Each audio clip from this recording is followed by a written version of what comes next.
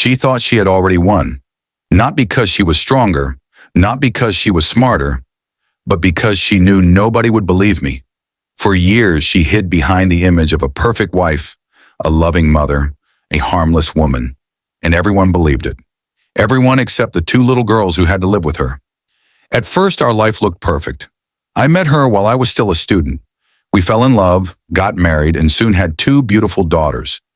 I built a successful career as an engineer, earning promotions and eventually managing operations across multiple countries. The salary doubled, the opportunities multiplied, and from the outside, everything looked perfect. But that's when things started to change.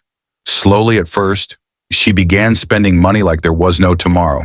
Then came the arguments, then the insults, then the violence. She would hit me, kick me, throw things at me, and whenever I tried to get help, nobody took it seriously. I was a large man and she was a small woman. People laughed, even the police. But what happened next was far worse than anything she ever did to me. One day I discovered she wasn't only abusing me, she was abusing our daughters too. The girls were under 6 years old, tiny, defenseless, completely dependent on us. And when I traveled for work, she would sometimes disappear for days, leaving them completely alone. One business trip ended earlier than expected, and when I opened the front door, I saw something I will never forget. The house was a disaster.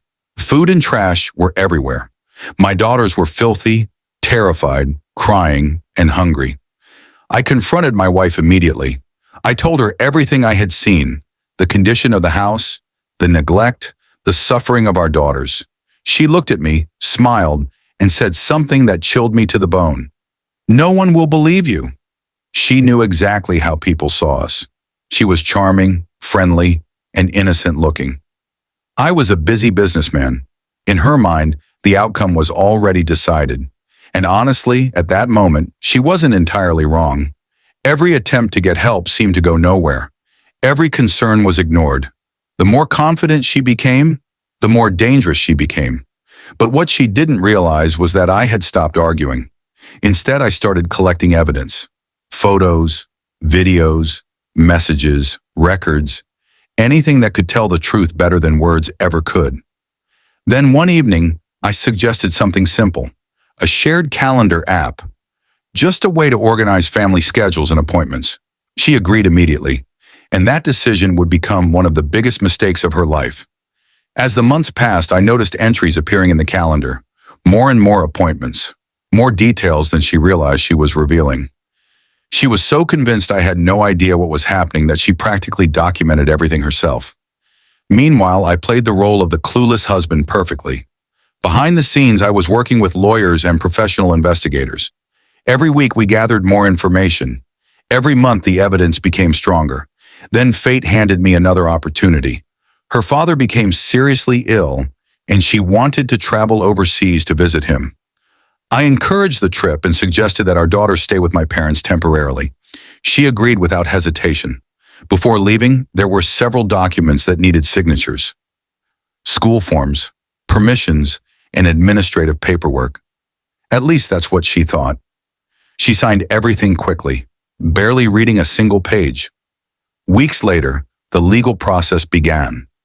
For the first time, she wasn't controlling the situation anymore. The evidence was presented.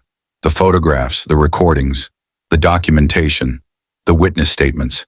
Everything she thought nobody would ever see was suddenly visible. The image she spent years creating began to collapse piece by piece. Then came a choice, a settlement. Not because I was afraid, but because it would protect the children faster. The conditions were simple. I would receive custody. Contact with the children would be limited and supervised. Financial responsibilities would change completely. For the first time, the person who had spent years threatening everyone else was the one being forced to choose. And she signed. The divorce was finalized. The custody battle was over. My daughters were finally safe. I moved back to Germany and started over. A new job, a new home, a new life. It wasn't easy. My career suffered. My finances took a hit. The emotional scars remained for years. But every sacrifice was worth it because every morning I could look at my daughters and know they were safe. As for my ex-wife, life became increasingly difficult. Without the stability she once relied on, things slowly began falling apart. Job after job disappeared. Opportunities vanished. The future she expected never arrived. Years later, I heard something surprising. She had entered an entirely different line of work, one that nobody would have predicted when our story first began. But by that point, it didn't matter anymore. My focus was no longer on her. It was on the two little girls who deserved a normal childhood. Today they're growing up, learning, laughing, and building their own futures. And despite everything that happened, there is one promise I will always keep.